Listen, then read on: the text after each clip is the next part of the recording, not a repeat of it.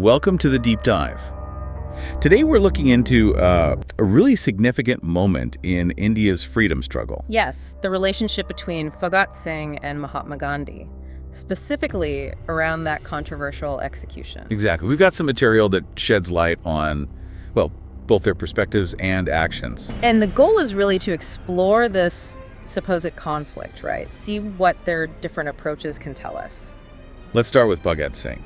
Our sources paint him as, this incredibly brave, passionate figure. Definitely. A revolutionary who really believed action, sometimes forceful action, was needed against the British. That bombing of the assembly, for example. Right. And the key there, as our sources point out, it wasn't intended to kill anyone. No, it was symbolic. A protest, a loud one, against laws they saw as unjust. A very different approach compared to Mahatma Gandhi. Completely. Gandhi, also fighting for independence, but his core principle was ahimsa, non-violence. His whole strategy was about peaceful resistance, civil disobedience. That was his path.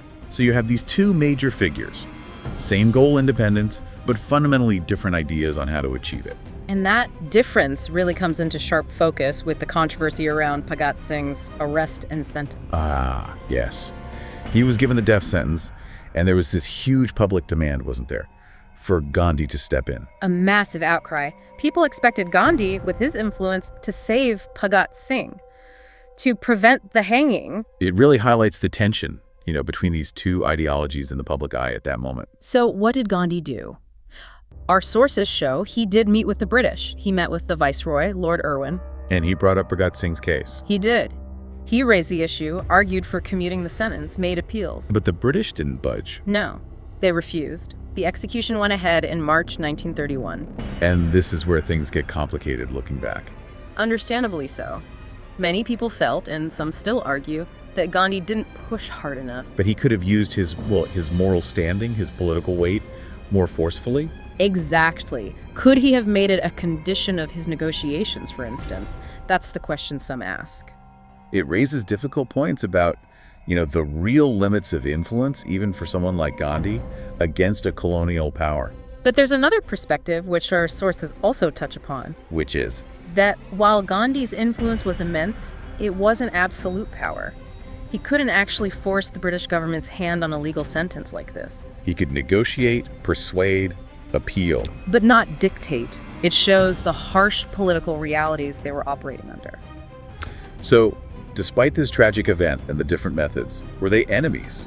Not at all. That's a crucial point the material emphasizes. They weren't adversaries. They both wanted the same thing, a free India. Absolutely. Their aim was shared, even if their strategies were poles apart. And there was respect there. Yes. Sources suggest Bhagat Singh respected Gandhi's commitment, even while advocating for revolution. And Gandhi, for his part. He acknowledged Bhagat Singh's bravery, his patriotism.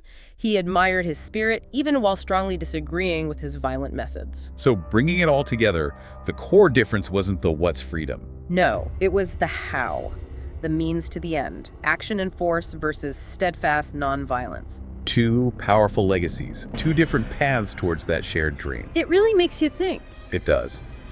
So, for you listening, consider Gandhi's position. That commitment to ahimsa, facing immense pressure to intervene, maybe forcefully, to save Bhagat Singh. How do you weigh those principles against the political demands of the moment? And what does this story tell us about the complexities of fighting for freedom, the different forms courage and conviction can take? Understanding both figures, their differences, and their shared goal gives such a richer picture of India's struggle. A really vital piece of history to understand.